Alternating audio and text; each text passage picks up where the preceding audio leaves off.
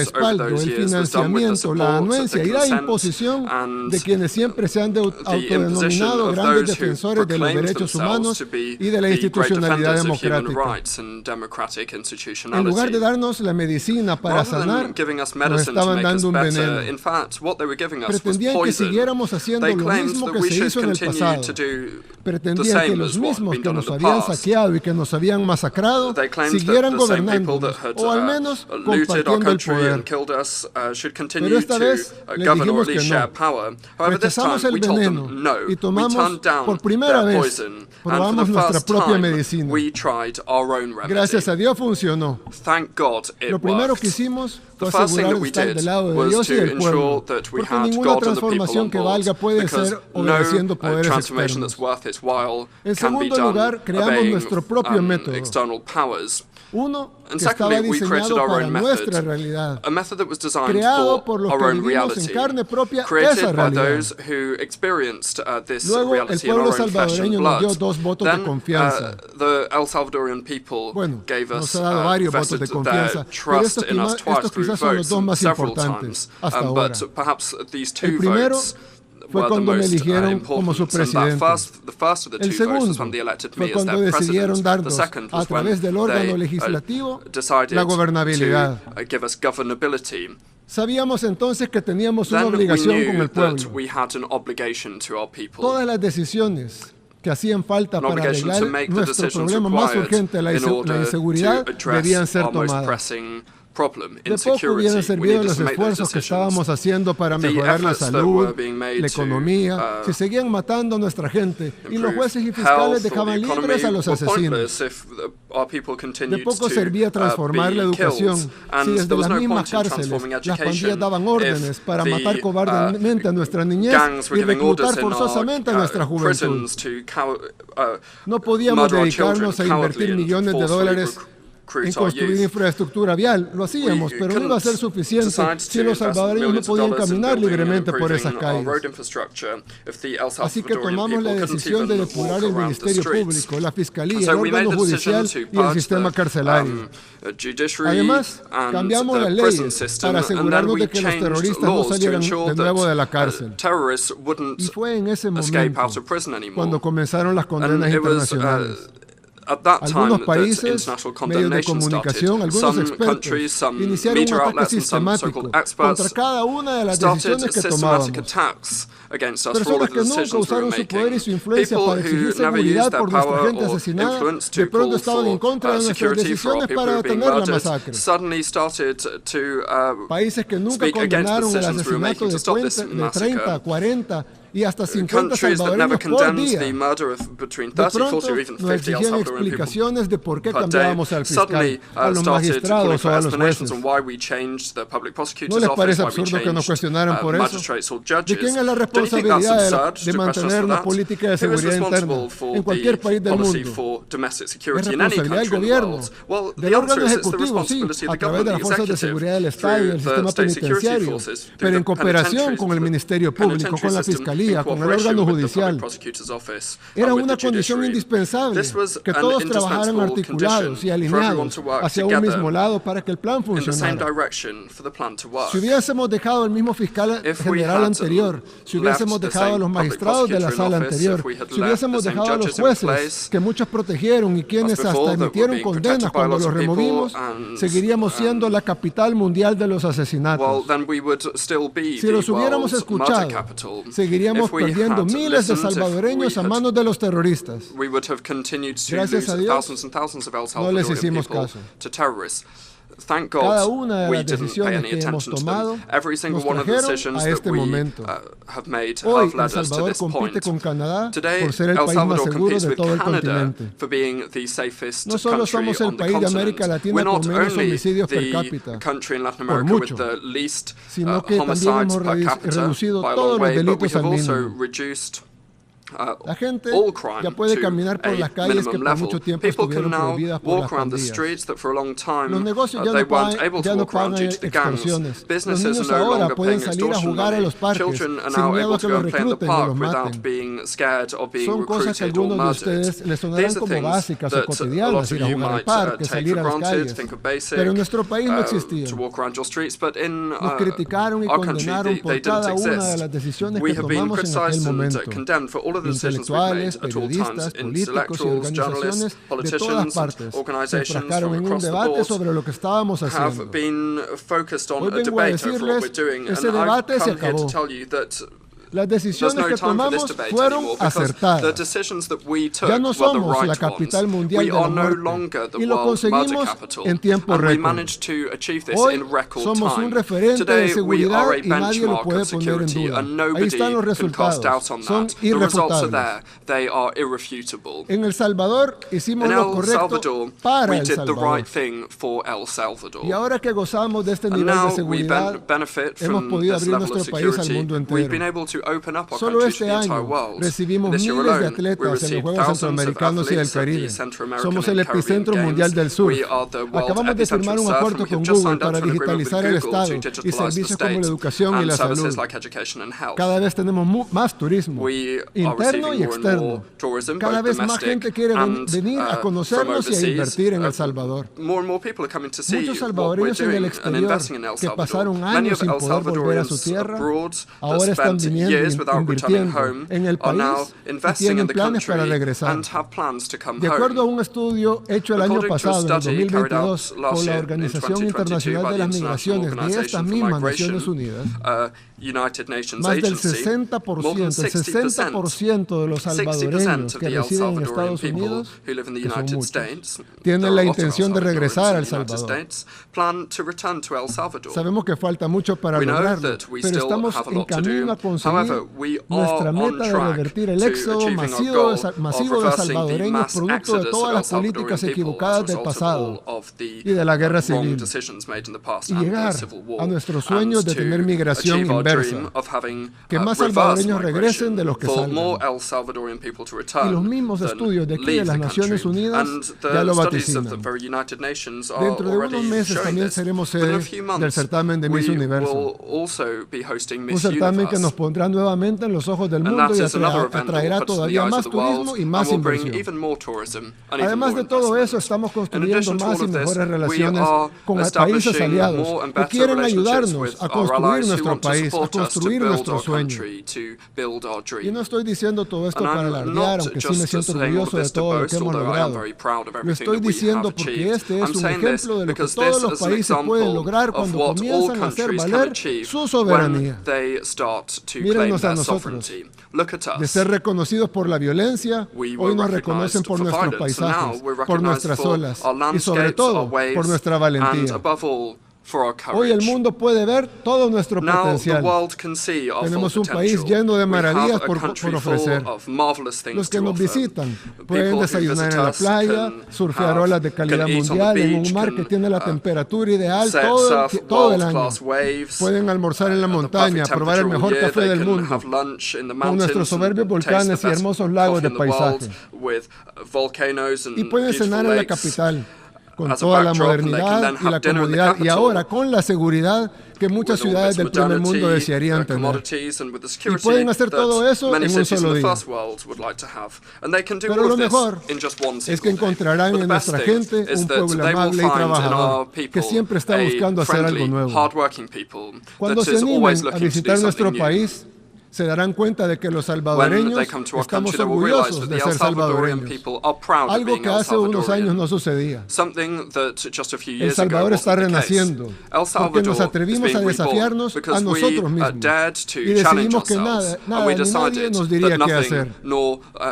Estamos muy lejos todavía de donde queremos llegar, pero seguiremos trabajando duro y tomando nuestras propias decisiones para alcanzar esa grandeza que anhelamos. Creemos que el mundo también necesita renacer, pero esa será decisión de cada pueblo. Nosotros en El Salvador estamos dando el ejemplo, marcando un camino, por si alguien más también lo quiera recorrer. Muchas gracias. Que Dios bendiga a todas las naciones del mundo.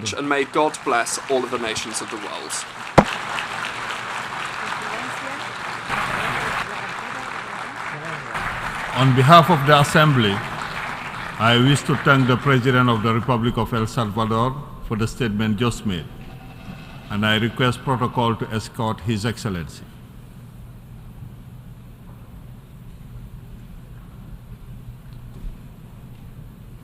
The Assembly will hear an address by His Excellency Sadir Saparov, President of the Kyrgyz Republic. I request protocol to escort His Excellency.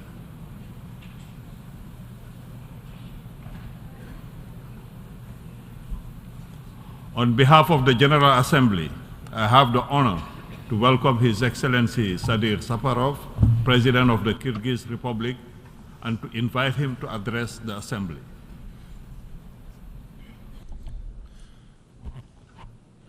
Mr. Secretary General, Mr. President, distinguished heads of delegations, ladies and gentlemen. First of all, I would like to congratulate the High Representative of Trinidad and Tobago, Mr. Dennis Francis, on his election as the President of the 78th session of the UN General Assembly. I would like to wish you success and fruitful accomplishments in this important position. You can count on the support of Kyrgyzstan during your presidency. I express my gratitude to the President of previous 77th session of the UN General Assembly, the representative of Friendly Hungary, Mr. Chaba Qureshi, for his active work and support for his international initiatives of Kyrgyzstan. Ladies and gentlemen, today the world is at a turning point. We are all witnessing and seeing with our own eyes the negative changes in the world order, increasing geostrategic competition between major powers and their blocs.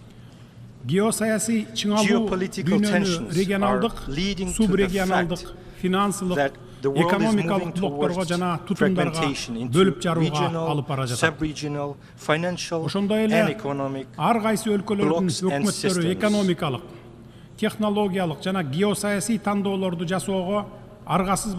It is also obvious that the governments of various countries will be compelled or forced to make economic, technological, geopolitical choices. Among the shocks on a global scale that have not become a thing of the past, I would like to note the spread of coronavirus infection, which cost humanity millions of lives and economic losses exceeding $12 trillion.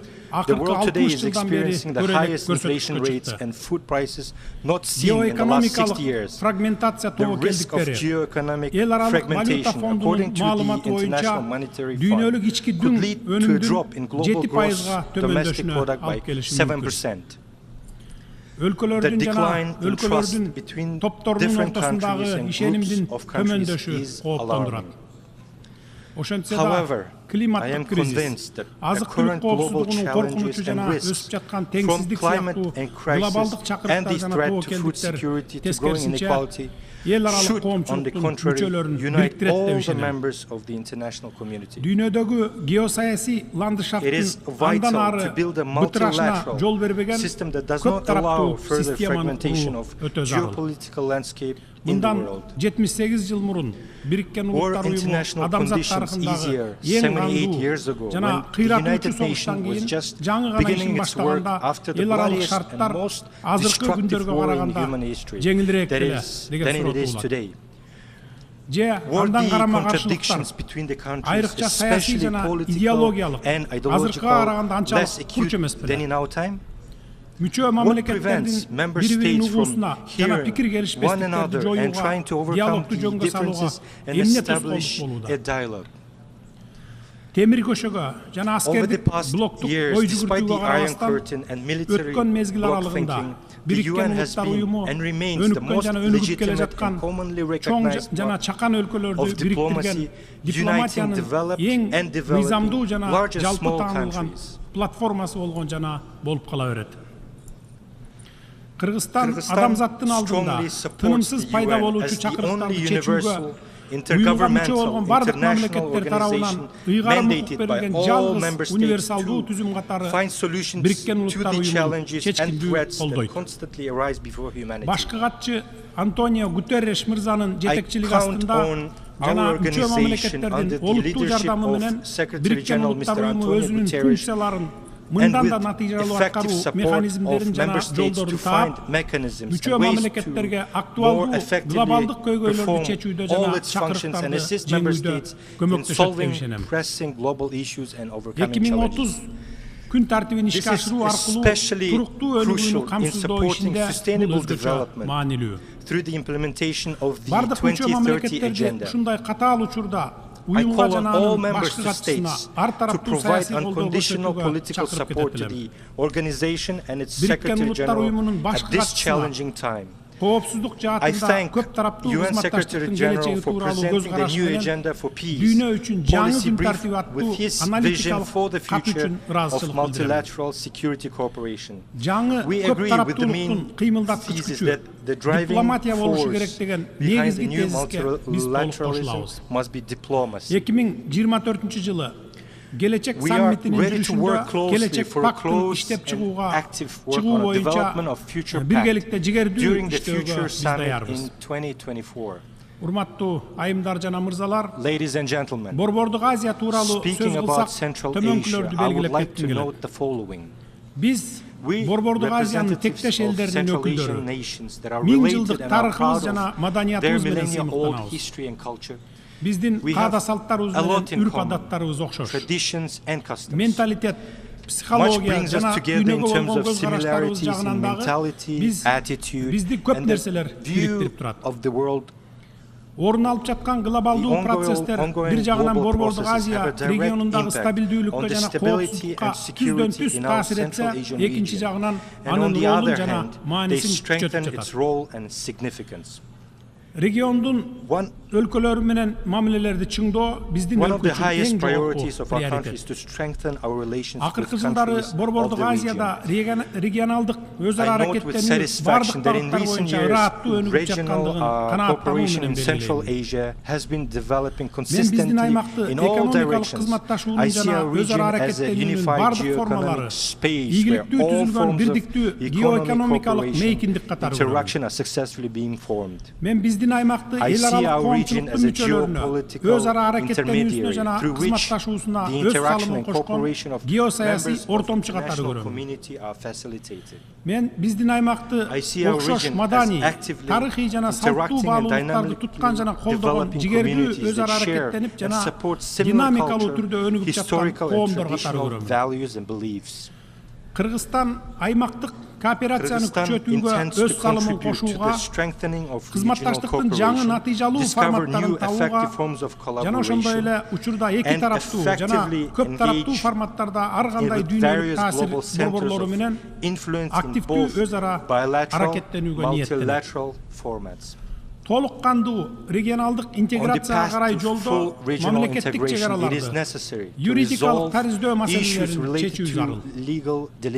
Туура бир жыл мурда ушул трибунадан чыгып сүйлөп жатып, өткөн жылдын сентябрь айында Кыргыз-Тажик чек арасындагы куралдуу кагылышууларга байланыштуу болгон кайгылуу окуялар тууралуу жүрөгүм сыздап кабарлаган элем.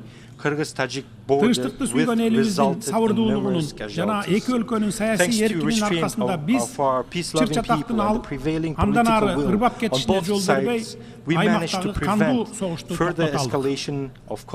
Ушуга байланыштуу Кыргызстан талаш маселелерди аймактык бүтүндүк, күч колдонбоо же күчтү колдонуу менен коркутпоо сыяктуу эл аралык принциптеринин жана ченемдеринин негизинде тынчтык жолу менен гана чечүүнү жактап келгенин баса белгилегим келет. Биз эч качан бөтөн жерди басып алууга умтулган эмеспиз, бирок эч кимге өз жерибизди тартып алууга жол бербейбиз. Биз ар дайым диалог курууга жана региондо ишеним менен өз ара урматтоого негизделген өз ара алгылыктуу чечимдерди издөөгө умтулабыз. Былтыр декабрь айында дээрлик 30 жылдык сүйлөшүүлөрдөн кийин биз Өзбекстан менен мамлекеттик чек араны юридикалык тарыздөө боюнча келишимге кол койдук. Эки мамлекеттин башчыларынын саясий эркинин аркасында жетишилген бул тарыхый чечим эки өлкөнүн жана элдердин ортосундагы өз ара пайдалуу кызматташтыгына жана тынчтыкта жанаша жашоосуна кеңири перспективаларды ачты. Биз башка өлкөлөр менен сүйлөшүүлөрдө дал ушундай мамилени карманабыз. Биз бардык кошуналарыбыз менен тынчтыкта, ынтымакта жана достукта жашагыбыз келет. Борбордук Азиядагы коопсуздук жана туруктуулук жөнүндө сөз кылсак, аларды Афганистандагы кырдаалдын өңүтүндө кароо керекпиз. I consider it extremely important to remind the people, community, international community that the people of Afghanistan are experiencing significant difficulties which are amplified by the lack of coordinated global stance on the situation in this country. It would not be an exaggeration on my part to say that Afghanistan is threatened by humanitarian crisis with its inevitable consequences for the security of not only the surrounding regions, but also for the entire world community. Kyrgyzstan is interested in a peaceful, stable, and prosperous Afghanistan. We call on international community to continue providing humanitarian economic assistance to Afghan people. Ladies and gentlemen, just yesterday concluded the SDG summit, which once again reaffirmed the importance of unwavering commitment to sustainable development, identifying challenges in their implementation and outlining specific commitments by states. Mamleketlerдің конкреттүү милдеттенмелерин белгиледи. Биз Birleşen Ulutlar Uyumu'nun бардык туруктуу өнүгүү максаттарын аткаруунун акыркы мөөнөтүнө 2030 жылга карай жолдун ортосундабыз. Кыргызстан туруктуу өнүгүү максаттарды ишке ашыруу боюнча Birleşen Ulutlar Uyumu'na мүчө болгон 166 мамлекеттин ичинен 45-орунду ээледи. Туруктуу өнүгүү максаттарды аткаруу боюнча 30 мыкты өлкөнүн катарына биз 2030 жылга чейин кирүүгө умтулабыз. Эл аралык коомчулук жаңы дем берип, аларга жетүү үчүн тилектештикти күчөтүшү керек. Биз сандарды, диаграммаларды, схемаларды жана башка экономикалык акылмандыктарды артынан кубалабашыбыз керек. Анткени 17 максаттын маңызы жана өзөгү болгон адам дагы жоголуп кетиши мүмкүн. 2030 жыл жакындап калды.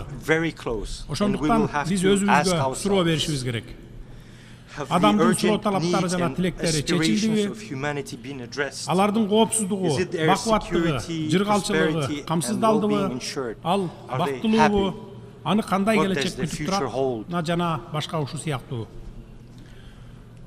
Өтө жакырчылык жана климаттын өзгөрүшү сыяктуу маселелерди глобалдык жамааттык жооп табуу менен гана чечүүгө болот. Birleşen Ulutlar Uyumu'nun urmattуу башкы катчысы туруктуу өнүгүүнү каржылоо жөнүндө отчетунда туура белгилегендей, туруктуу өнүгүүгө инвестиция салууга, энергетика жана азык-түлүк системаларын трансформациялоого каражат жок болгондуктан өнүгүп келе жаткан өлкөлөр туруктуу өнүгүү максаттарына жетүү жолунда артта калууда. Өнүгүп келе жаткан өлкөлөр өнүгүүгө инвестиция салуу жана климаттын өзгөрүшүнө адаптациялоо зарылчылыгы сыяктуу эки чакырыкка бир учурда дуушар болуусу учурдагы реалдуулук. Ушуга байланыштуу өнүгүүнү каржылоо боюнча Аддис Абеба программасын ишке ашыруу боюнча кечиктирилгис чараларды көрүүгө чакырабыз. Атап айтканда, климаттын өзгөрүшүнө байланыштуу жоготуулардын жана зыяндын ордун толтуруу, тышкы карыздардын жүгүн жеңилдетүү жана карыздарды жөнгө салуунун эл аралык архитектурасын өркүндөтүү үчүн фондду тез арада ишке киргизүү зарыл. Урматтуу айымдар жана мырзалар, мурунку саммиттерде жана климаттын өзгөрүшү боюнча конференцияларда амбициялуу билдирүүлөр жана убадалар берилген. Париж келишиминин алкагында 2015 жылы жарыяланган жыл сайынкы каржылоо деңгээли бүгүнкү күндө жетишсиз. Климаттык өзгөрүүлөргө аярлуу өлкөлөрдүн реалдуу муктаждыктарына жооп берген каржылоо деңгээлин олуттуу көбөйтүү жагына кайра карап чыгуу зарыл деп эсептейбиз. Дагы бир көйгөй. Климаттык каржылоонун олуттуу бөлүгү кирешеси төмөн жана орто болгон өлкөлөргө насыят түрүндө берилет. 1 миллион же 1 миллиард долларлык долбоорлорго насыя берүү жол жоболорунда эч кандай айырмачылык жок.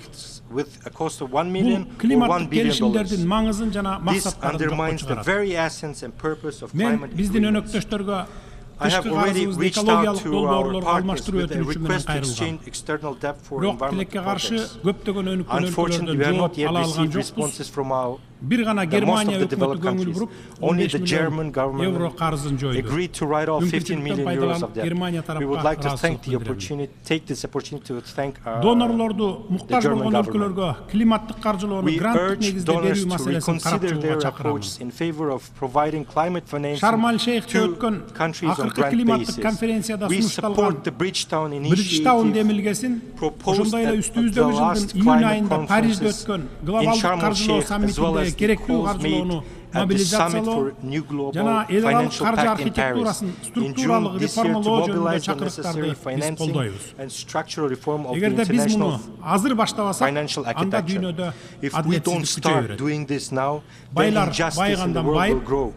Rich countries will continue getting richer, and poor countries will continue getting poorer. Ladies and gentlemen, in light of global change, mountainous regions have been particularly vulnerable. In Kyrgyzstan, mountains occupies about 94% of the territory. Mountain glaciers are the integral part of the Earth's cryosphere, influencing not only the climate of our planet, but also providing habitat for flora and fauna and supplying water to people. Climate change in Central Asia has led to intensive melting of glaciers. If earlier it was predicted that by 2050 the area of glaciers in Kyrgyzstan would be reduced by half, by 2100 they could disappear altogether. Now there is a reason to believe that this will happen much faster. бүткүл региондо көйгөйлөрдүн күчөшүнө алып келүүдө ичүү жана айыл чарба үчүн суу жетишпей, кыртыш, деградацияланып, азык түлүк коопсуздугуна коркунуч жаралууда. Климаттын өзгөрүшү боюнча өкмөттөр аралык эксперттердин тобун акыркы отчетуна ылайык криосферанын өзгөрүүсүнүн терс таасирин экосистемасы адаптациялоонун акыркы чегине жеткен бийик тоолуу региондордун тургундары өзгөчө сезип жатышат. Тоо экосистемаларын жана мөңгүлөрдүн натыйжалуу сактоо максатында Бириккен Улуттар Уюмунун башкы ассамблеясы тарабынан буга чейин кабыл алынган тоолорду туруктуу өнүктүрүү боюнча резолюциялардын негизинде биздин өлкө глобалдык өнөктөштүгү жана Бириккен Улуттар Уюмунун тутумунун башка өкүлдөрү менен биргеликте глобалдуу иш-аракеттер планын иштеп чыкты. Биз бардык өнөктөштөргө, өлкөлөргө жана эл аралык структураларга биргеликте жүргүзүлгөн иш үчүн ыраазыбыз. Кыргызстан тоолуу өлкөлөрдүн кеңири коалициясын түзүүнү жактайт. Климаттын өзгөрүшүнө ыңгайлашуу жана жакшыл экономикага өтүү бул келечектеги коалициянын башкы багыттарынын бири болот деп ишенебиз. Белгилүү болгондой 2022 жылы биздин өлкөнүн жана Италия Республикасынын демилгеси менен Бириккен Улуттар Уюмунун башкы ассамблеясынын тоолорду туруктуу өнүктүрүү резолюциясы бир толуктан кабыл алынып, ага 110 мүчө мамлекет биргелешип автор болду. Бул документ 2023-2027 жылдары тоолуу аймактарды өнүктүрүү боюнча иш-аракеттердин 5 жылдыгы деп жарыяланды. Мүмкүнчүлүктөн пайдаланып, биздин демилгени колдогонубуз үчүн Бириккен Улуттар Уюмунун бардык мүчө мамлекеттерине терең ыраазычылык билдирем. Бириккен Улуттар Уюмунун резолюциясын андан ары ишке ашыруу максатында Кыргыз Республикасында 2023-2027 жылдар мезгилин тоолуу аймактарды өнүктүрүү боюнча иш-аракеттердин 5 жылдыгы деп жарыялоо жөнүндө жарлыкка кол койду. Ошондой эле 2023-2027 жылдар мезгилине тоолуу аймактарды өнүктүрүү боюнча иш-аракеттердин 5 жылдыгын ишке ашыруу боюнча улуттук жол картасы иштелип чыкты. Ал жакын арада кабыл алынат. Жол картасы өзүнө глобалдык, регионалдык жана улуттук масштабтагы иш-чараларды, анын ичинде туруктуу өнүктүрүү максаттары боюнча учурда иштеп жаткан жана келечектүү долбоорлордун алкагында иш-чараларды камтыйт. Тоо 5 жылдыгынын жыйынтыктоо четабы катары биз Кыргызстанда 2027 жылы биринчи саммиттен 25 жыл өткөндөн кийин Бишкек плюс 25 экинчи глобалдык Тоо саммитин өткөрүүнү пландаштырып жатабыз. Ушул бийик турбунада туруп, баарыңыздарды жигердүү катышууга, тоо экосистемаларын сактоо үчүн конкреттүү салым кошууга чакырам. Биз тоолуу өлкөлөрдүн достор тобундагы өнөктөштөрүбүзгө глобалдуу тоо өнөктөштүктөгү досторубузга жана Бириккен Улуттар Уюмунун бүткүл системасына Кыргызстандын демилгелерин ар тараптан колдогон үчүн ыраазычылык билдиребиз. Мындан ары да биргелешкен жемиштүү кызматташууга даяр экендигибизди билдиребиз. Урматтуу айымдар жана мырзалар, алдыда турган чакырыктарды жана коркунучтарды чечүүдө ийгиликтүү алга жылуу биз үчүн жамааттык коопсуздуктун эффективдүү системасын курушубуз керек. Бул механизмдин негизги элементи Бириккен Улуттар Уюмунун коопсуздук кеңеши саналат. Бүгүнкү күндө бул органды андан ары дагы адилеттүү жана өкүлчүлүктүү кылууда, чечим кабыл алууда жана консенсуска жетишүү мүмкүнчүлүгүн жогорулатуу үчүн анын ишинин натыйжалуулугун жогорулатуу мурдагыдан да актуалдуу болуп жатат. Бириккен Улуттар Уюмунун коопсуздук кеңешин реформалоо боюнча сүйлөшүүлөрдө прогрессти камсыз кылуу зарыл.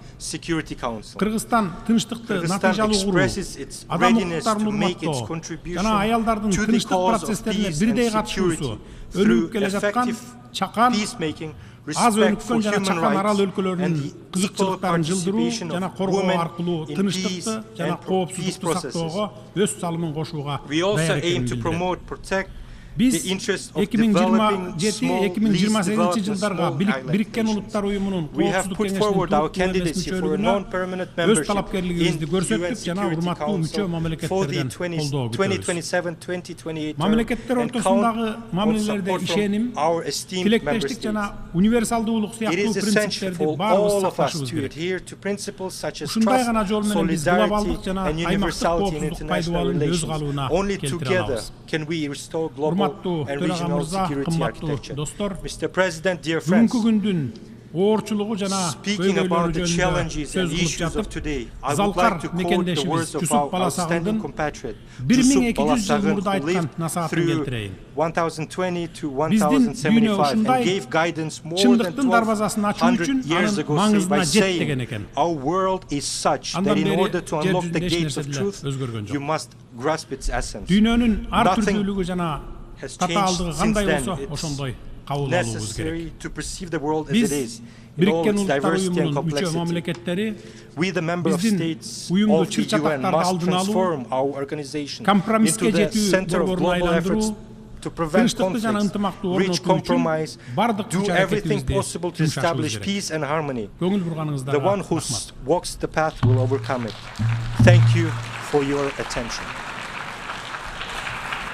On behalf of the Assembly, I wish to thank the President of the Kyrgyz Republic for the statement just made, and I request protocol to escort His Excellency.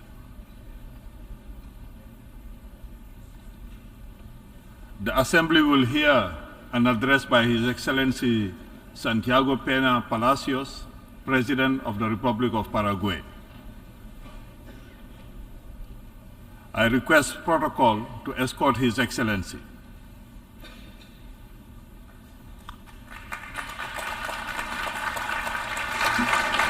On behalf of the General Assembly, I have the honor to welcome His Excellency Santiago Peña Palacios, President of the Republic of Paraguay, and to invite him to address the Assembly. Presidente de la Asamblea General, distinguidos jefes de Estado y de Gobierno, distinguidos ministros de Relaciones Exteriores, mi querida esposa Leticia, mis hijos Gonzalo, Constanza, Serenela, señoras y señores. En 1945, los representantes de 51 estados, uno de ellos mi país, acordaron la creación de la Organización de las Naciones Unidas.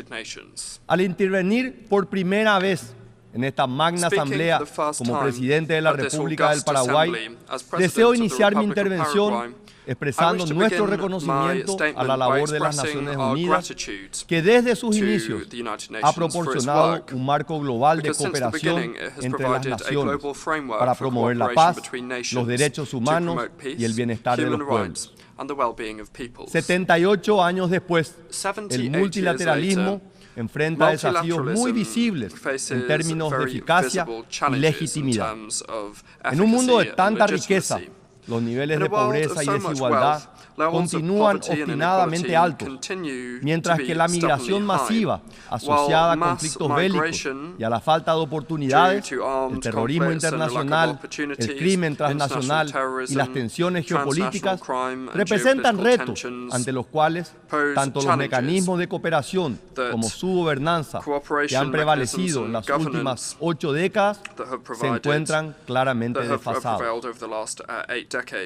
La falta de resultados tangibles, la ineficiencia percibida de las instituciones multilaterales y las dificultades para abordar los problemas globales de manera efectiva han generado frustración y han llevado a un aumento del sentimiento de que los intereses nacionales deberían prevalecer sobre la cooperación multilateral.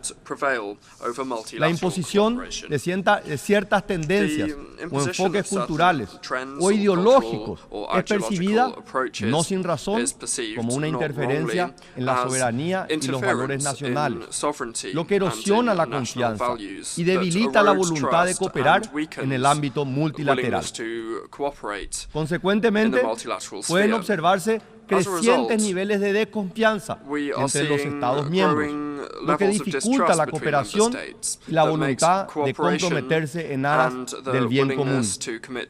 La crisis del 2008, la reciente pandemia de hoy y el conflicto de Ucrania han puesto en evidencia debilidades y limitaciones de las instituciones multilaterales en su capacidad para hacer frente a los desafíos con impacto global y riesgo sistémico. En el último caso, la ONU y su Consejo de Seguridad han adoptado medidas cuyos resultados penosamente están lejos de ser alentadores.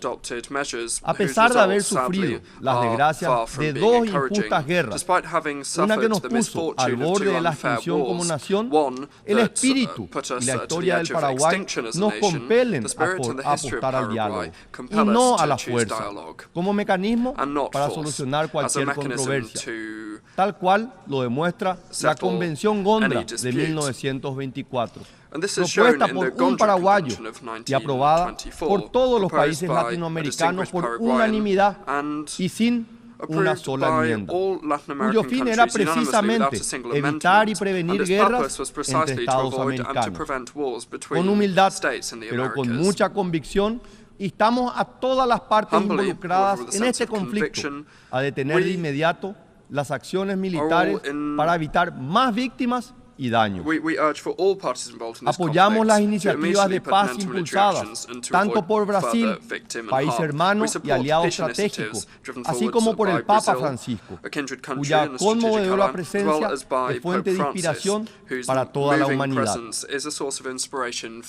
No cabe duda de que necesitamos trabajar en la revisión y reforma de los mecanismos, medidas y capacidades institucionales de los organismos multilaterales, para evitar nuevas guerras como la que está asolando Ucrania.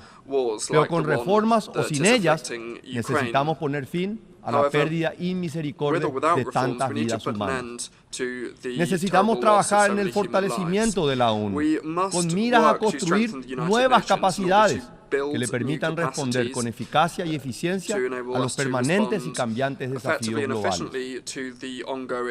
En el marco de la reforma y ampliación del Consejo de Seguridad, el Paraguay considera que la estructura orgánica y funcional de las Naciones Unidas debe reflejar la dinámica del escenario internacional, sobre bases participativas, democráticas y equitativas, que observen los principios rectores de la Carta para promover la paz, la seguridad y prosperidad de nuestros países en igualdad de condiciones.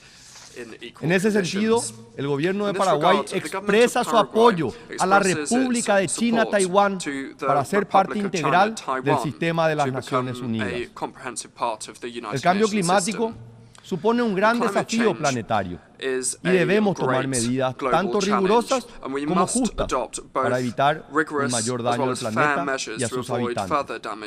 Las restricciones comerciales basadas en criterios como las prácticas agrícolas o los estándares medioambientales generan descontento e incertidumbre y son barreras injustas y discriminatorias, ya que intentan extrapolar realidades de regiones altamente desarrolladas a territorios en vías de desarrollo y no toman en cuenta sus diferencias ni valoran adecuadamente las propias prácticas de mitigación ambiental en estos territorios.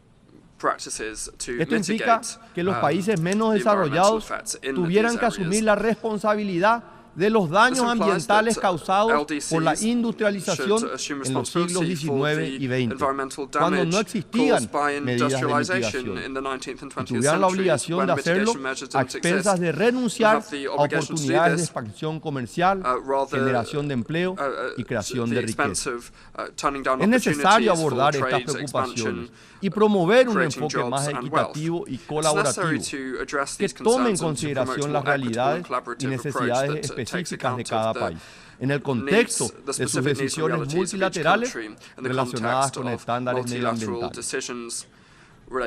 Paraguay ha demostrado al mundo que somos líderes en producción de energía hidroeléctrica, una fuente limpia y sostenible que abastece tanto nuestras necesidades internas como la de nuestros vecinos. Hemos puesto a Paraguay en el mapa como un ejemplo a seguir en la transición hacia un mundo más sostenible. Mientras otros países aún discuten sobre la reducción de emisiones, nosotros ya hemos tomado medidas concretas y efectivas. Somos un ejemplo concreto de cómo una nación puede aprovechar los recursos naturales de manera responsable y sostenible para promover el desarrollo económico y al mismo tiempo la mitigación del cambio climático. Desde hace más de 30 años venimos adoptando prácticas agropecuarias sostenibles que no solo aseguran un futuro próspero para nuestros agricultores, sino que garantizan la integridad de nuestra tierra y nuestros recursos hídricos. Hemos actuado con valentía y responsabilidad, basando nuestras políticas públicas en la ciencia y la evidencia. Durante años fuimos objeto de críticas y señalamientos injustos. Pero hoy, gracias al trabajo de múltiples gobiernos, les puedo decir con firmeza que los hechos hablan por sí mismos. El 44% del territorio paraguayo conserva su cobertura forestal. El 95% de la siembra sembrada de cereales y oleaginosas en Paraguay en el año 2022 implementa tecnologías sostenibles como la siembra directa y la rotación de cultivos y es libre de deforestación desde el año 2004, resultado de nuestra política de deforestación cero. Estos datos son prueba irrefutable de que es posible lograr un equilibrio entre la producción agrícola y la conservación de nuestros recursos naturales, y que el campo paraguayo está preparado para entrar a los mercados más exigentes a nivel internacional, respetando los principios de producción limpia y sostenible. Pero no nos detenemos aquí. Paraguay también se ha comprometido con la recomposición de nuestros ecosistemas naturales. Estamos promoviendo la reforestación y la conservación de especies y hemos emprendido la construcción participativa del Plan Nacional de Restauración Forestal. Además, hemos reducido drásticamente la pobreza extrema en las últimas 2 décadas, demostrando que es posible proteger nuestro medio ambiente mientras prosperamos económicamente. Paraguay reafirma su compromiso con los valores y objetivos centrales de la Organización de las Naciones Unidas. Entendemos nuestras responsabilidades, pero diferenciadas. Y estamos dispuestos a liderar con el ejemplo en el camino hacia un mundo más sostenible y equitativo. Hoy enfrentamos 4 desafíos globales que generan tensiones geopolíticas: acceso al agua, seguridad alimentaria, suficiencia energética y resiliencia en las cadenas logísticas. Al ser Paraguay una potencia en estos grandes temas, estamos llamados a ser protagonistas en el concierto de las naciones. Nuestro subsuelo alberga la mayor reserva mundial de agua dulce, incluyendo el acuífero guaraní que compartimos con nuestros vecinos. Paraguay es proveedor mundial de alimentos, siendo uno de los pocos países del mundo capaces de producir alimentos para su población y para más de 100 millones de personas alrededor del mundo. En energía hidroeléctrica, somos pioneros en la integración energética regional y hoy estamos decididos a avanzar hacia una mayor eficiencia y sostenibilidad energética. En este contexto, Paraguay aspira a convertirse en el centro logístico del corredor vial bioceánico sudamericano, lo cual convierte nuestra centralidad geográfica en una oportunidad y fortalece la integración con países vecinos y mercados del Pacífico. Este corredor comercial será una fuente de renovación y potenciación para el Mercosur y la Alianza del Pacífico, promoviendo un mayor acercamiento entre ambos bloques. Además, por su intersección con la hidrovía Paraguay-Paraná, esta red multimodal se convertirá en la forma más competitiva de transportar productos de diferentes países a los puertos del Pacífico, facilitando consensos para la gestión de la navegación fluvial. Sin duda, dará un nuevo impulso al proceso de integración de Sudamérica y transformará la visión con la que resolvemos los conflictos que puedan surgir. El Paraguay está decidido a abandonar su antigua imagen de isla rodeada de tierra, como la describía nuestro premio Cervantes, don Augusto Roa Bastos, y siguiendo su vocación histórica, geográfica y cultural, convertirse en el centro de la integración sudamericana. Por eso, uno de nuestros principales objetivos estratégicos será contribuir a mejorar la integración regional. En ese sentido, gestionar la hidrovía, los acuíferos, el corredor bioceánico, las hidroeléctricas y la navegación de nuestros ríos son delicados procesos de equilibrio entre la integración y la soberanía de nuestros pueblos. Somos conscientes de los progresos logrados en el camino a la integración, pero no podemos estar satisfechos y debemos avanzar con coraje y determinación. Latinoamérica es la región del mundo con el mayor potencial de desarrollo. Pero solo podremos desarrollar ese potencial respetándonos, trabajando juntos y en armonía. Desde la última década del siglo XX hemos venido transitando como país un proceso de construcción y fortalecimiento de nuestras instituciones democráticas.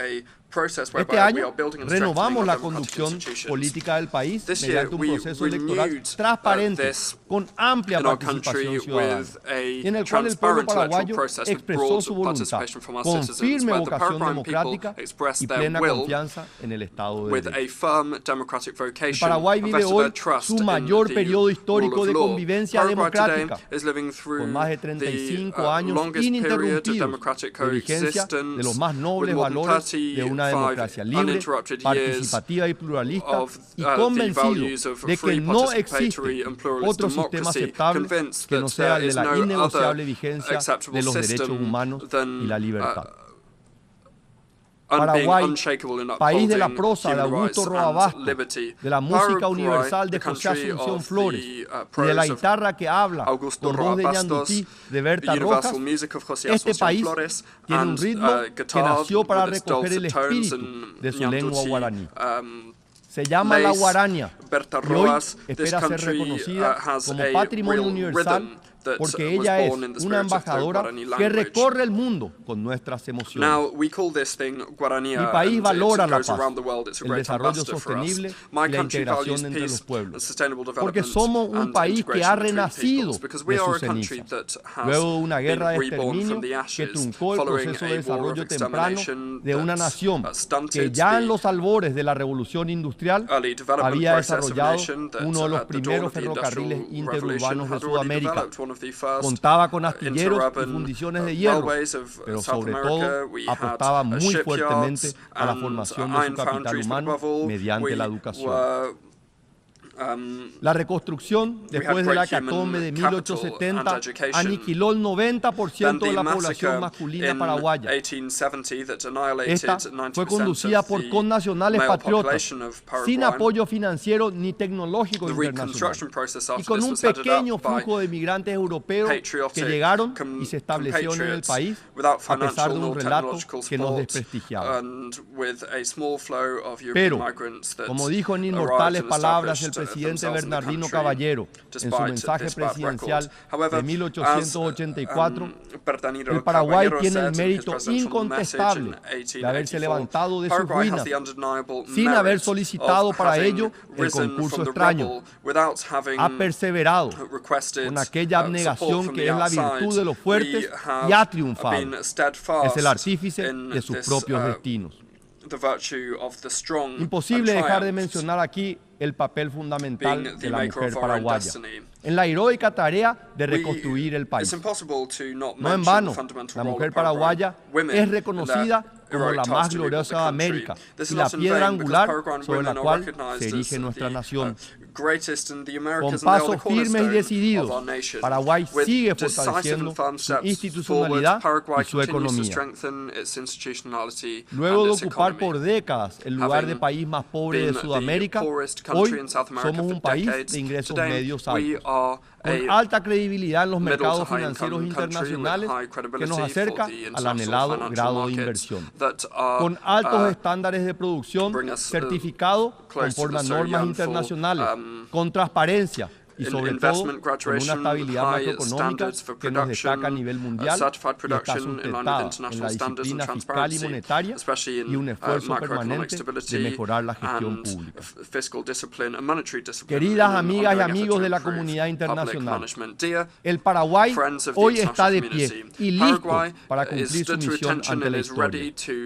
Por ello, hablamos del resurgir de un gigante, pero no lo hacemos con un afán expansionista o grandilocuente, sino con una firme convicción de un pueblo orgulloso de sus raíces, de su historia heroica y aguerrida, y con la más profunda convicción de su destino de grandeza. Muchas gracias. Our courageousness and the profound conviction on behalf of the Assembly, thank you very much. I wish to thank the President of the Republic of Paraguay for the statement just made, and I request protocol to escort His Excellency. The Assembly will hear an address by Her Excellency Dina Ercilia Boluarte Zegara, President of the Republic of Peru. I request protocol to escort Her Excellency.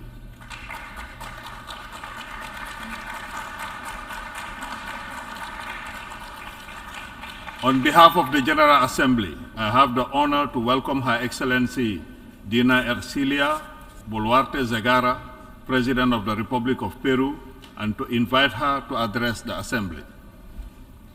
Señor Presidente de la Asamblea General de las Naciones Unidas.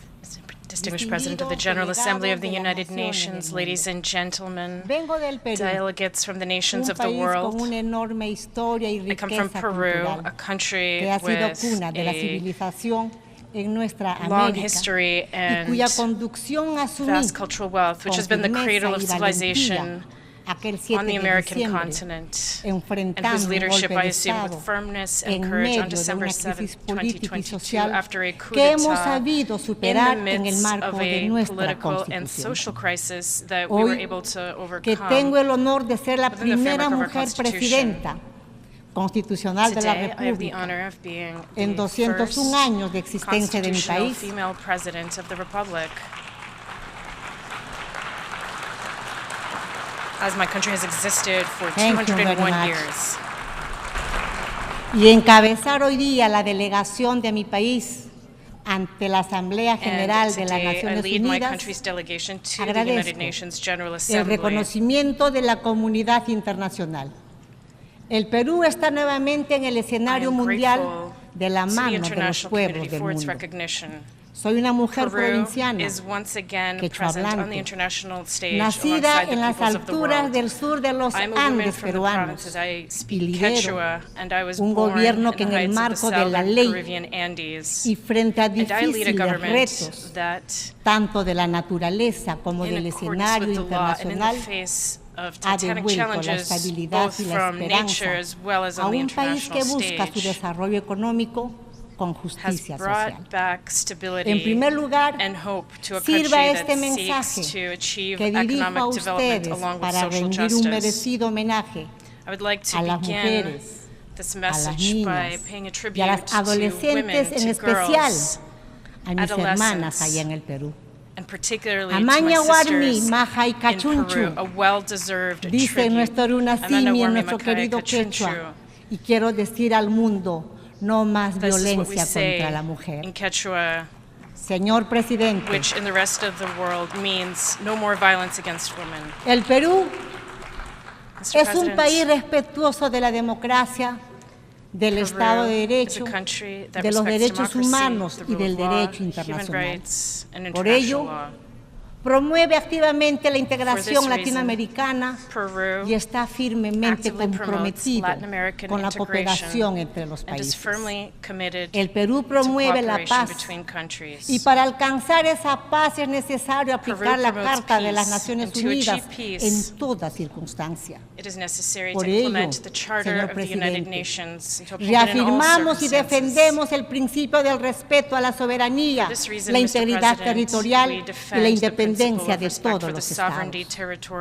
Señor presidente, como hija de la zona surandina de mi país, he conocido directamente el sufrimiento que causa la pobreza. Por ello, soy plenamente consciente de que, como reafirmamos en la declaración política que adoptamos ayer, erradicar la pobreza es el mayor desafío que enfrenta el mundo y constituye un requisito indispensable para el desarrollo sostenible. Este es el principal objetivo de mi gobierno y por eso estamos comprometidos en la implementación de los objetivos de desarrollo sostenible de la Agenda 2030. Hoy, en este foro, quiero reafirmar la voz del Perú para que la comunidad internacional otorgue la máxima prioridad a erradicar la pobreza. Es un compromiso ante el cual no podemos ni debemos claudicar. Desde el Perú estamos adoptando políticas para enfrentar no solo la pobreza monetaria, sino también la multidimensional, entre otras importantes acciones, el acceso al agua potable, por ejemplo, el saneamiento básico, por ejemplo. En 9 meses de gestión hemos destrabado más de 100 proyectos paralizados que dotarán de agua a las hermanas y hermanos de mi país. Las crisis provocadas por la pandemia de la COVID-19, el cambio climático, las crecientes tensiones geopolíticas, los conflictos bélicos y el incremento en los precios de los alimentos agobian a nuestros pueblos y han pausado nuestro potencial de crecimiento y de desarrollo. Si estas tendencias continúan, señor presidente, como nos dice el secretario general Antonio Guterres, casi 600 millones de personas seguirán viviendo en pobreza extrema en el 2030 y solo 1/3 de los países alcanzarían la meta de reducir a la mitad sus niveles nacionales de pobreza. No podemos aceptar ese escenario, señor presidente. El momento es ahora. O progresamos juntos o nos condenamos todos. Unidos todos. Desunidos perdemos todos. Y eso nos lleva a un siguiente desafío. Nuestra agenda de desarrollar tiene por lema Manan Pitapas Hispa. Ese es nuestro quechua, que significa sin dejar a nadie atrás. Sin embargo, señor presidente, hoy millones de seres humanos se desplazan, a veces literalmente llevando a cuestas sus familias y sus escasas pertenencias. en busca de bienestar o simplemente sobrevivencia. Frente a los conflictos, el desempleo y la extrema pobreza, la situación actual de la movilidad humana requiere la cooperación bilateral, regional y multilateral. En este aspecto, el Perú viene haciendo un enorme esfuerzo, pero solo será a través de la cooperación internacional que podremos lograr una migración segura, ordenada y regular. Señor Presidente, la salud ya nos demostró que no es un problema de unos cuantos o de unos pocos, sino de todos. Mi país fue uno de los más golpeados por la pandemia de la COVID-19, que costó la vida de más de 200,000 compatriotas y mostró las brechas y falencias de nuestro sistema de salud. Y este año nos hemos enfrentado a rebrotes de las epidemias como el dengue, sarampión y la polio, así como el brote del síndrome Guillain-Barré. Por ello, mi gobierno está firmemente comprometido en garantizar el acceso a la atención integral a la salud gratuita y universal a todas y todos sin excepción. Para lograrlo, estamos mejorando la cobertura del esquema nacional de vacunas y reforzando la infraestructura y el equipamiento de salud. Hemos logrado vacunar a más de 1.900.000 niñas y niños entre 2 meses a 5 años contra la polio, el sarampión, y continuamos sin descanso en el destrave de proyectos de hospitales paralizados por la desidia de los que me antecedieron en el gobierno y también por la corrupción, que es otra lacra que golpea a mi país. Además, hemos convertido en objetivo nacional la prevención y el tratamiento del cáncer. Y en la actualidad, 20 de las 26 regiones de mi país cuentan al menos con un servicio oncológico, si es posible trabajar cuando hay voluntad política. En estos ámbitos, la cooperación internacional debe asegurar bienes y servicios de salud de calidad y accesibles para todos, principalmente para los países en desarrollo, donde las brechas son mucho más amplias. En el Perú, observamos con inquietud la creciente internacionalización de las redes criminales, alimentada por la corrupción de gobiernos pasados que han mellado la credibilidad de las instituciones y de la democracia, afectando el desarrollo y el bienestar de nuestros ciudadanos. Por ello, urge reforzar nuestro trabajo mancomunado. No podemos bajar la guardia frente a la delincuencia, el crimen organizado y el narcotráfico. Estos problemas nos afectan a todos y todos debemos ser parte de la solución. Nuestros hijos y nietos están en riesgo de vivir el infierno que traería la triple crisis ambiental. Ahora que entramos en la era de la ebullición global, como lo ha denominado el secretario general de las Naciones Unidas, el cambio climático, la pérdida de la biodiversidad y la contaminación ponen en riesgo nuestra propia existencia como humanidad. Desde el Perú le hacemos frente con urgencia y decisión. A inicios de año, fuertes lluvias afectaron el norte de mi país, a las cuales siguió el embate del ciclón Yaqui. En el sur, las sequías y heladas perjudicaron seriamente a las personas, la agricultura y la ganadería, sumado a recurrentes oleajes anómalos en el Pacífico que impiden las operaciones regulares de nuestros puertos pesqueros. Finalmente, tenemos la amenaza creciente del fenómeno El Niño, al que seguirá el impacto del Niño global. Resulta urgente entonces un enfoque de acción con medidas preventivas. Por ello, desde esta alta tribuna convoco a la solidaridad y a la cooperación internacional. Por primera vez, un gobierno en mi país ha emprendido una gran campaña de acción frente al niño global con una inversión de 4.000 millones de soles, equivalente a más de $1.000 millones. Nos sumamos además a la iniciativa Alertas Tempranas para Todos, presentada por el secretario general, para que hacia fines del 2027 todos los habitantes del planeta estén protegidos frente a los fenómenos meteorológicos. Esto, señoras y señores, permitirá salvar muchas vidas. Sumado a ello, señor presidente, me permito proponer hoy lo siguiente: un pacto, un compromiso de cooperación y de acción internacional para la atención inmediata del impacto de los fenómenos meteorológicos como el Niño, un pacto basado en la solidaridad, la resiliencia y la interdependencia. Hoy es el Perú al que le toca enfrentar el Niño. Mañana la naturaleza puede ensañarse con otro destino, pero en unidad, como digo, en mi país, podemos salir adelante.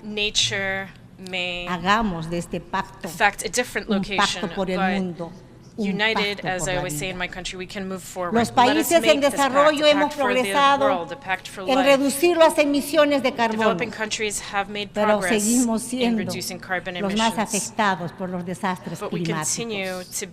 El mes pasado, los 8 países amazónicos celebramos una cumbre presidencial en la cual acordamos medidas para la conservación y uso sostenible de la Amazonía, el combate a la deforestación y la acción urgente para evitar el punto de no retorno.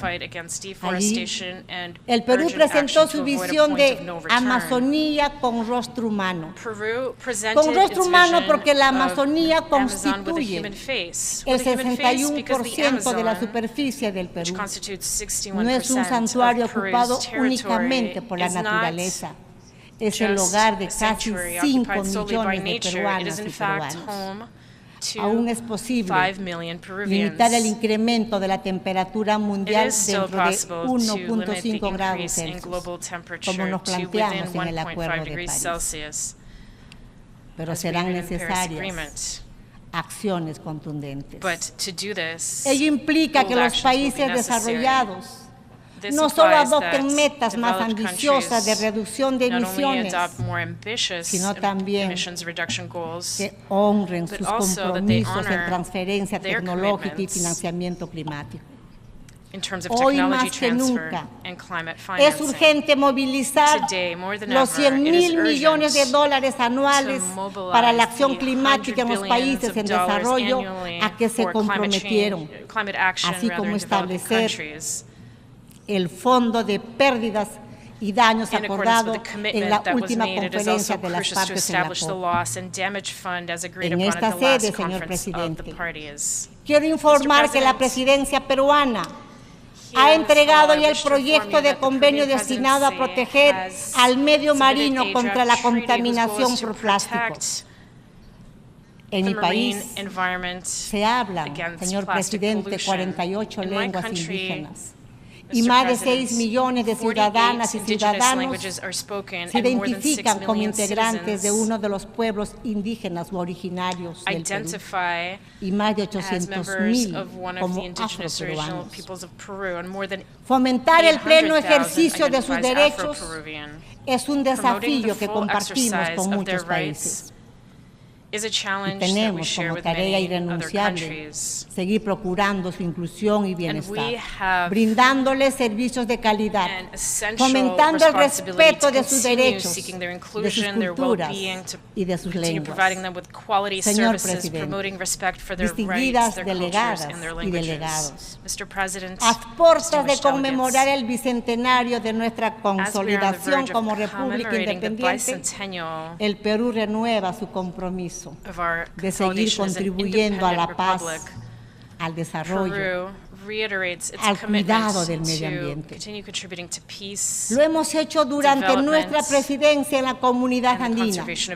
Lo estamos haciendo desde la Alianza del Pacífico. Y lo continuaremos haciendo el próximo año desde la presidencia del Foro APEC. Seguimos firmes en nuestro proceso de adhesión a la OCDE, en nuestra participación en la Alianza de las Américas para la Prosperidad Económica, la APEC, y hemos iniciado nuestra aproximación a la Asociación de Naciones del Sudeste Asiático, ASEAN, con miras a ser socios en el desarrollo. Reitero así mi invitación a todos los países y a sus economías a seguir invirtiendo y confiando en el Perú. El Perú es un país de esperanza.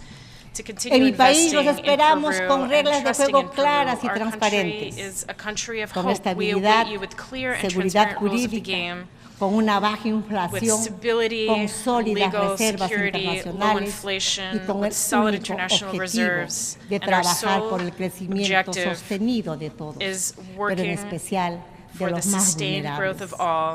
Señor Presidente, el Gobierno del Perú, fiel a su compromiso con las Naciones Unidas, vinculado a su tradición republicana, se une con determinación y firmeza al propósito global para consolidar la lucha mundial contra el cambio climático, defender la paz, la democracia, el respeto irrestricto de los derechos humanos, el derecho internacional, el desarrollo sostenible y la prosperidad a la que nuestros pueblos aspiran por ser de justicia.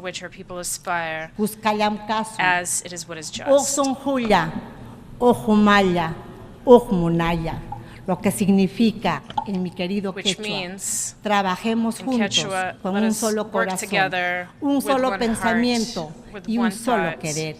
Que viva la humanidad. Thank you very much. On behalf of the Assembly, I wish to thank the President of the Republic of Peru for the statement just made, and I request protocol to escort Her Excellency. The Assembly will hear an address by His Excellency Felipe Jacinto Nyusi, President of the Republic of Mozambique. I request protocol to escort His Excellency.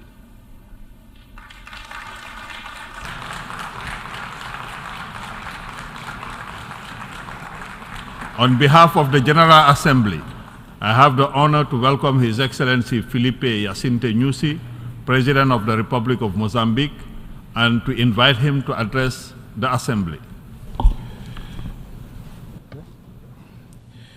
Senhor Denis Francis, Presidente da Sessão da Assembleia Geral da Organização das Nações Unidas, Senhor Engenheiro Antônio Guterres, Secretário-Geral das Nações Unidas, Senhores Chefes de Estado e de Governo, ilustres representantes dos Estados-membros, prezados dirigentes das organizações do Sistema das Nações Unidas, distintos convidados e excelências. Inicio a minha intervenção transmitindo em nome do povo moçambicano nossos sentimentos de pesar aos povos irmãos de Marrocos e da Líbia pelas tragédias que assolaram estes dois países africanos irmãos. Quero usar este pódio para reiterar os agradecimentos dos moçambicanos e do nosso governo pelo voto unânime na eleição de Moçambique a membro não permanente do Conselho de Segurança das Nações Unidas. A nossa participação no Conselho de Segurança tem nos permitido partilhar a nossa experiência na construção da paz e reconciliação nacional, contribuindo para a promoção da paz e segurança internacionais.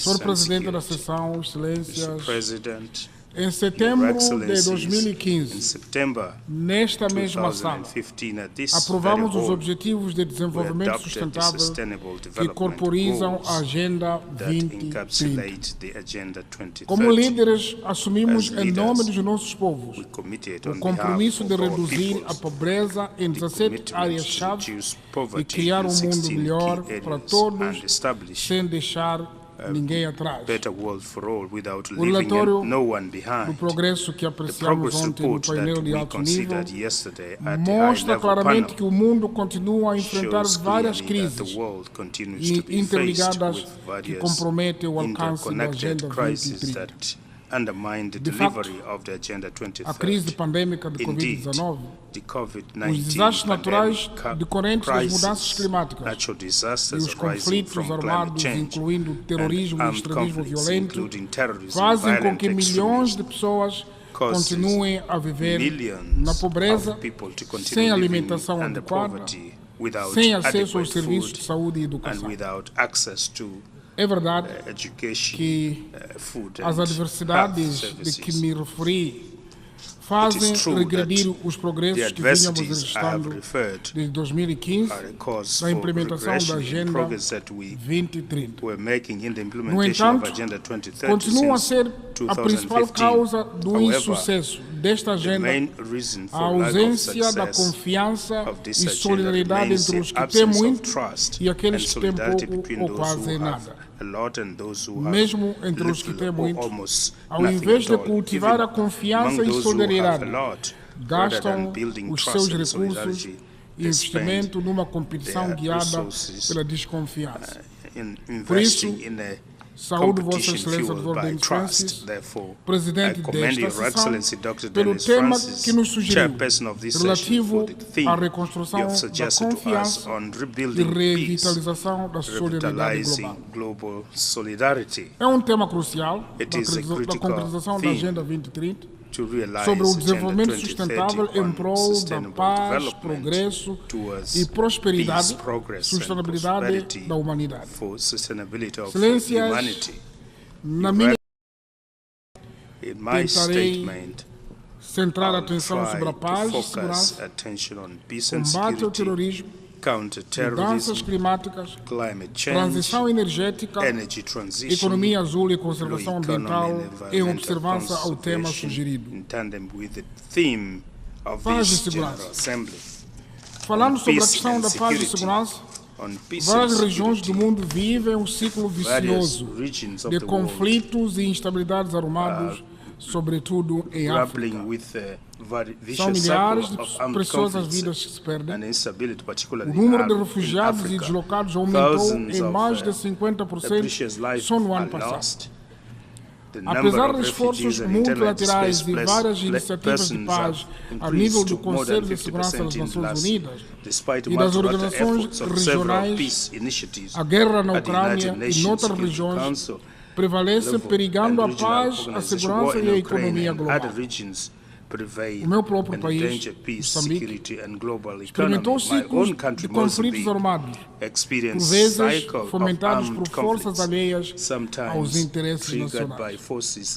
Mas a sua resolução só foi possível na base do diálogo construtivo, assente na confiança e respeito mútuo. Foi assim que em 2019 aprovamos a nova lei de descentralização provincial. Agora em curso, em agosto de 2019, assinamos o Acordo de Paz e Reconciliação, também designado por Acordo de Maputo. Em junho deste ano, encerramos a última base da Renamo, partido que permanecia armado, marcando a conclusão da fase de desarmamento e desmobilização. A fase crucial agora é a reintegração dos ex-guerrilheiros na sociedade, incluindo o pagamento das suas pensões, embora não previstas por lei. Gostaríamos de agradecer, pois este processo conta com o apoio das Nações Unidas e outros parceiros multilaterais e bilaterais. Terrorismo. Ao mesmo tempo que procuramos encerrar um capítulo do processo de paz e reconciliação nacional, Moçambique é confrontado com o fenômeno nefasto do terrorismo, concretamente na província de Cabo Delgado, no norte do país. Em março deste ano, a quando da presidência rotativa de Moçambique no Conselho de Segurança, tivemos a oportunidade de partilhar em detalhe a nossa experiência no combate ao terrorismo. Por um lado, A nossa estratégia assenta no reforço das ações combativas das forças de defesa e segurança moçambicanas, com apoio inicial do contingente de Ruanda e a força multilateral da SADC, que designamos por SAMI. Temos estado a alcançar sucessos visíveis no terreno, apesar dos terroristas continuarem a criar terror e medo de forma esporádica em aldeias isoladas. Com a melhoria da ordem e tranquilidade, as populações têm estado a retornar em massa para as suas zonas de origem, recomeçando a sua vida com normalidade. Esta é a experiência pioneira de combinação de intervenção bilateral e multilateral. É também exemplo de solução de problemas africanos antes por próprios africanos. Contudo, a questão que se coloca é a necessidade de apoio substancial a estes países que de forma direta e interventiva combatem conosco o terrorismo em Moçambique, de modo a tornar sustentáveis as operações ainda em curso. Neste momento, o desafio é a reconstrução das infraestruturas e a consolidação da coesão social, cujas ações decorrem no quadro de programa estratégico de desenvolvimento integrado na Zona Norte, que designamos por FREDIM, que conta com o apoio de parceiros, que igualmente apelamos à vossa solidariedade, outra vertente da nossa estratégia de combate ao terrorismo e as fragilidades. Mudanças climáticas. As mudanças climáticas constituem a principal crise da humanidade neste século. Esta não é uma nova descoberta, por isso que os discursos em torno desta matéria quase que se repetem. Há várias décadas que evidências científicas mostram que o nosso planeta está à beira de uma catástrofe climática. No entanto, apesar das evidências e dos compromissos assumidos anualmente nas várias conferências sobre mudanças climáticas, a situação tem estado a agravar-se.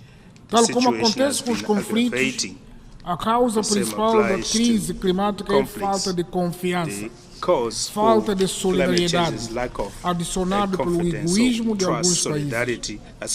Os países que mais poluem continuam com as emissões que causam o aquecimento global e as mudanças climáticas. O enriquecimento destes países custa o preço da desgraça dos países que menos contribuem com a poluição, que coincidentemente são os países mais pobres. Como consequência, as ondas de calor, ciclones, cheias, secas, terremotos, subida do nível do mar, as queimadas descontroladas e outros fenômenos extremos tornam-se cada vez mais frequentes em todas as partes do globo. No caso de Moçambique, devido à sua localização geográfica, sofre ciclicamente o impacto devastador dos desastres naturais. Os últimos maiores ciclones, isto é, Idai, Kenneth e Fred, provocaram centenas de mortes e perda de danos avultados na ordem de bilhões de dólares. Até o momento, não conseguimos recuperar nem um terço dos danos registrados. No entanto, os apoios dos parceiros têm sido muito abaixo das promessas e das necessidades. Em muitos casos, quando estes apoios surgem, os parceiros preferem gerir os fundos fora dos mecanismos acordados com o governo, ocasionando a sobreposição em zonas ou em programas de pouco impacto para as comunidades. Como consequência, parte substancial dos fundos são gastos em capacitações e ou conferências, questões burocráticas do que propriamente no apoio direto às populações afetadas, o que mais uma vez denota de falta de confiança e solidariedade. Como forma de mitigar o sofrimento das populações, temos estado a promover soluções internas da consolidação do sistema de gestão de desastres, com o envolvimento dos atores públicos, privados, sociedade civil e as comunidades locais, tendo como foco a prevenção e a adaptação. Desta forma, temos conseguido reduzir o impacto dos desastres naturais, fato pelo qual Moçambique tem merecido o reconhecimento a nível da SADC, da União Africana e das agências das Nações Unidas. Senhor Presidente, Excelências, transição energética. A transição energética é um imperativo global visando construir sociedades mais resilientes e sustentáveis. No entanto, defendemos que a transição energética deve ser justa e deve servir de rampa de modo a permitir aos países pobres encontrar uma janela de oportunidade na diversificação da matriz energética por forma a consolidar a sua economia. A transição energética requer investimentos divulgados em projetos de geração de energia a partir de fontes limpas. Mais uma vez, convida-se aos países mais industrializados para serem solidários e incrementando o financiamento climático. Moçambique é uma referência regional pela diversidade da sua matriz energética, que inclui barragens hidroelétricas, com destaque para Caorabás, centrais solares e eólicas, estando em curso o projeto de construção da barragem de Mpanda-Ancua. No ano transato, Moçambique juntou-se ao grupo de países produtores e exportadores do gás natural de TAIPEI, passo importante na aceleração da transição energética. Atualmente, o setor energético é dominado pela energia hídrica, com capacidade de 2.172 megawatts solar, com 95 megawatts e gás, 441 megawatts e a diesel, 120 megawatts, com potencial de entrada em operação da central térmica de Temane no último trimestre do próximo ano, com capacidade de 450 megawatts. Maturação mais prolongado, a nova hidroelétrica de Mpanda-Ancua com capacidade de 1.500 megawatts em 2030. De igual modo, Moçambique aposta no desenvolvimento da economia azul para optimizar os recursos da extensa zona econômica exclusiva ao longo da costa com 2.700 quilômetros. Conservação do ambiente.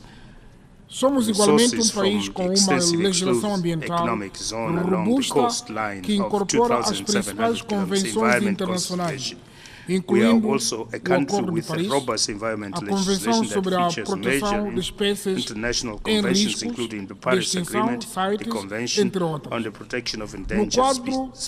No quadro do compromisso determinado pelo país em DC em 2021, Moçambique tornou-se o primeiro país africano a receber pagamentos do Fundo do Banco Mundial por reduzir as emissões provenientes do desmatamento e da degradação florestal. No ano passado, lançamos a iniciativa regional sobre manejo sustentável da floresta do Miombo, que culminou com a adoção da Declaração de Maputo, endossada por 11 países da SADC. A floresta do Miombo é o maior ecossistema de florestas tropicais do mundo, dominado por 3 espécies e que se estende por mais de 2.574 km de comprimento ao longo da grande bacia do Zambeze, abarcando 8 países da África Austral. Nesta iniciativa, que visa projetar a natureza, contamos com o apoio dos parceiros multilaterais e bilaterais na conservação da floresta do Miombo, que muito pode contribuir no sequestro do carbono no planeta. Excelências, os desafios que a humanidade enfrenta na atualidade são gigantescos. Porém, as soluções estão ao nosso alcance.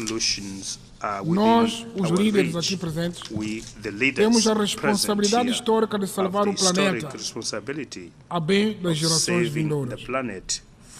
As áreas prioritárias que requerem uma ação urgente estão claramente identificadas com a matriz de soluções já definidas, das quais destacamos 3. Precisamos de renovar a nossa vontade política e redobrar esforços para acelerarmos a concretização das metas da Agenda 2030. Redouble efforts to accelerate the achievement of targets of Agenda 2030. We do not need to come up with analytical speeches. The most important is action by all of us, by all of us with vigor and using available resources. Secondly, we have to intensify integrated policies with concrete actions to eradicate poverty, reduce inequality, preserve nature, by empowering women, the youth and other vulnerable groups. Thirdly, we must strengthen international partnership and multilateralism, taking the United Nations system as a basis. However, 78 years later, the world has experienced profound transformation that require deep reforms. I conclude by appealing for the existence of a more inclusive international financial system that is guided by transparent rules and mutually beneficial que também tem muito a dar ao mundo e não seja apenas entreposto que fornece produtos baratos aos países ou a multinacionais internacionais que dominam o mercado também internacional. Para tal, precisamos de resgatar a confiança e o respeito mútuo entre os Estados, que são os princípios sacrossantos da Carta das Nações Unidas.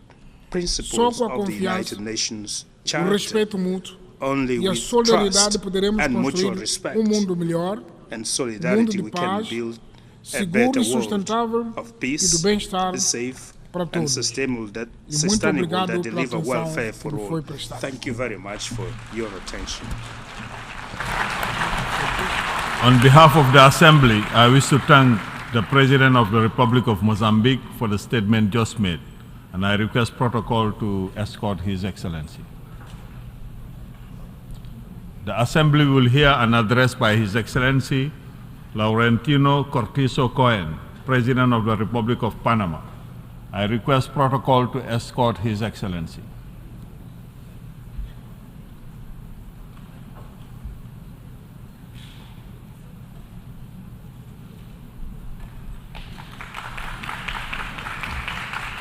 On behalf of the General Assembly, I have the honor to welcome His Excellency Laurentino Cortizo Cohen, President of the Republic of Panama, and to invite him to address the Assembly. Su Excelencia Denis Francis, Excellency, Presidente de la 78º periodo de sesiones de la Asamblea General. Su Excelencia Antonio Guterres, Secretario General de las Naciones Unidas, señores jefes de Estado y de Gobierno, distinguidos delegados y delegadas, me complace estar ante ustedes en esta asamblea que nos reúne con el propósito de encontrar maneras más efectivas de encarar los urgentes problemas de la sociedad global. La República de Panamá, como miembro fundador de esta organización, reitera su firme compromiso con la búsqueda de soluciones basadas en el diálogo y el respeto mutuo que contribuyan al mantenimiento de la paz y seguridad internacional, esenciales para el desarrollo y bienestar de la humanidad. Panamá es puente del mundo, un cruce de caminos en el centro de las Américas, donde convergen todas las rutas, gracias a nuestra excepcional conectividad aérea y marítima, la mejor de América Latina y el Caribe. Además, la República de Panamá está comprometida con el cumplimiento de la Agenda 2030 y sus 17 Objetivos de Desarrollo Sostenibles, cuyos lineamientos están incluidos en el Plan de Gobierno de mi administración. Señoras y señores, en 50 meses de gestión, nuestro gobierno se ha enfocado en el desarrollo de políticas públicas que nos permitan enfrentar el enorme desafío, sentando las bases para reducir la pobreza y la desigualdad, para brindar a las poblaciones menos favorecidas la oportunidad de lograr condiciones sociales y económicas que les haga posible vivir dignamente. Avanzar en el cumplimiento de los objetivos de desarrollo sostenible es una responsabilidad ineludible que nos obliga a prestar atención a la interacción de causa y efectos entre ellos. Debemos preguntarnos ¿cómo impacta la crisis climática en solo los 3 primeros objetivos de desarrollo sostenible? ¿Podemos realmente lograr el fin de la pobreza, hambre cero y salud y bienestar en medio de la grave sequía que azota el planeta? Las inundaciones, los devastadoros incendios que arrasan superficies inmensas, el incremento en el nivel de los océanos.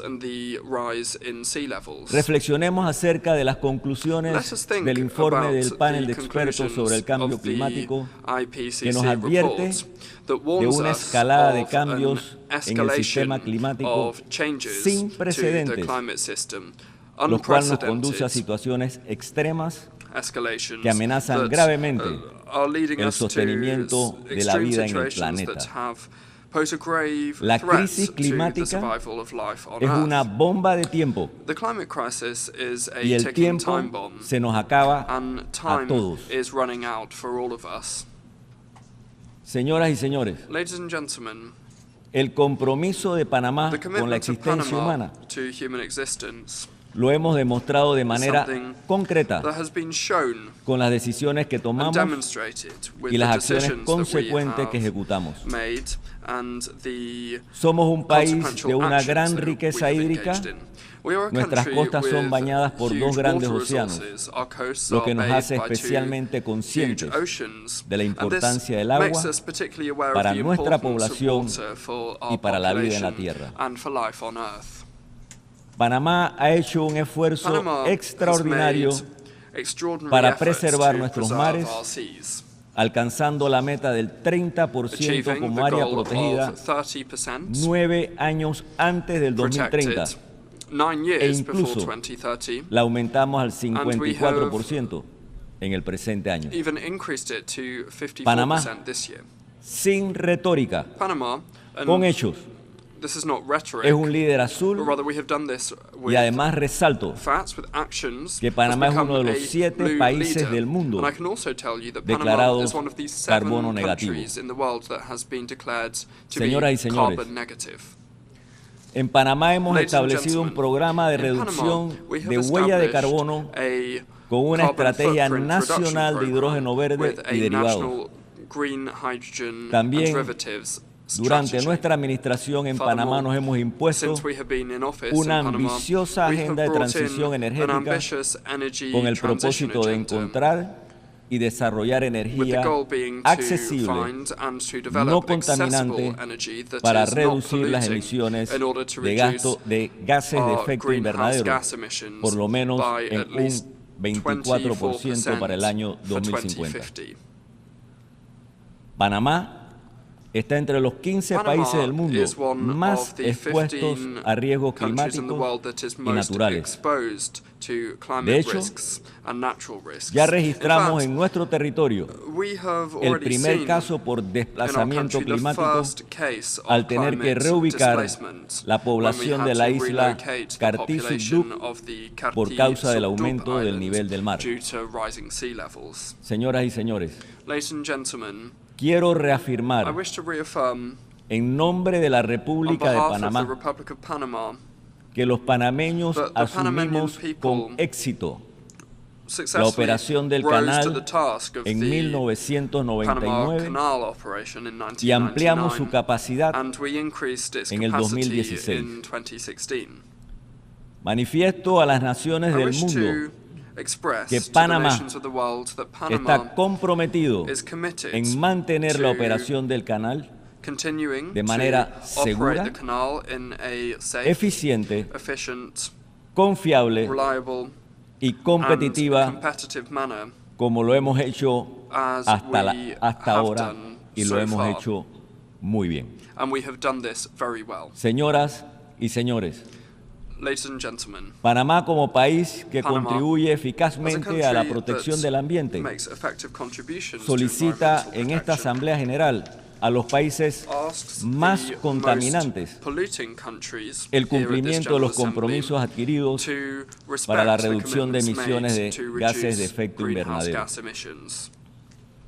También hemos visto en repetidas ocasiones en estas Asambleas Generales y en las reuniones de la Conferencia de las Partes, las COPs de Naciones Unidas, que los países se comprometen a realizar transformaciones que luego no se cumplen. Señoras y señores, en el aspecto del desarrollo humano, es de la más alta prioridad que se le brinde a las poblaciones oportunidades de vida más dignas dentro de sus propios países. Así no se verían obligadas a abandonar su país, emigrando de forma irregular, exponiéndose a la violación de sus derechos humanos y en muchas ocasiones perdiendo sus vidas. En ese sentido, el problema de la migración irregular debe ser abordado a nivel multilateral, haciendo énfasis en el respeto a los derechos humanos y bajo los principios de solidaridad y responsabilidad compartida, con el propósito de salvaguardar la integridad de la vida humana de manera segura y ordenada. Panamá trabaja activamente en colaboración con varios países de la región en la ejecución de programas para mejorar la atención y la protección de los migrantes irregulares que entran a nuestro país a través de la frontera con Colombia, atravesando la peligrosa jungla del Darién, el mayor parque natural de toda Centroamérica. Señoras y señores, nuestro país hace un esfuerzo titánico para atender de manera solidaria a esos emigrantes irregulares cuyo número aumenta cada año, obligando a Panamá a destinar importantes recursos al socorro humanitario.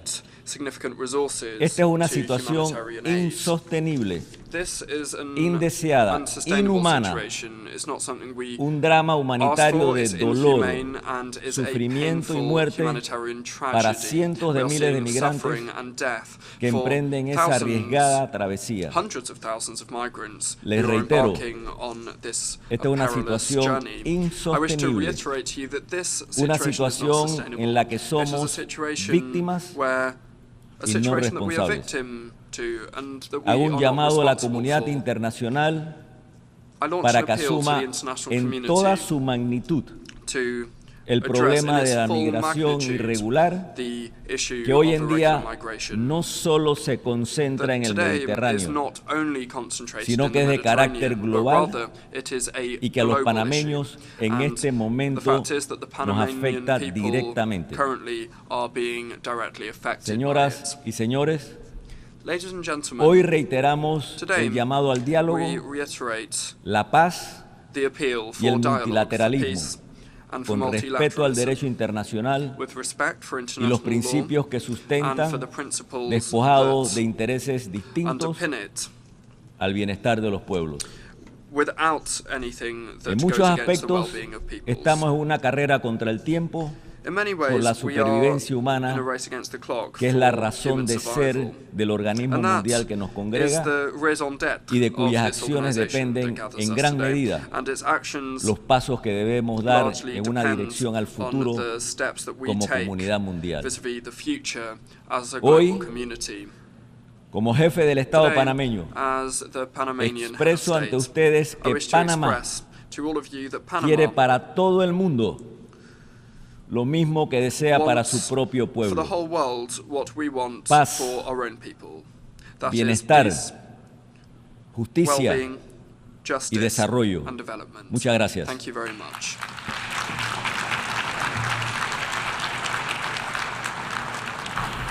Au nom de l'Assemblée générale, je tiens à remercier le président de la République du Panama de l'allocution qu'il vient de prononcer, et je prie le protocole de bien vouloir accompagner son Excellence.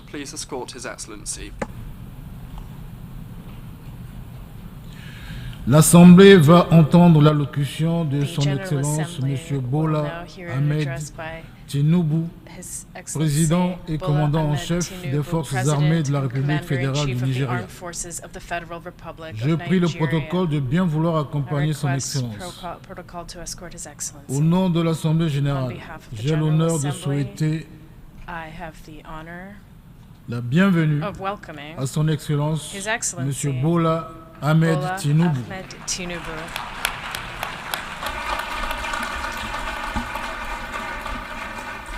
Président et commandant en chef des forces armées de la République fédérale du Nigeria, et je l'invite à prendre la parole devant l'Assemblée. Mr. President, Head of State and Government, Secretary General, distinguished delegates, ladies and gentlemen, on behalf of the people of Nigeria, I congratulate you on your well-deserved election as the President of this session of the United Nations General Assembly.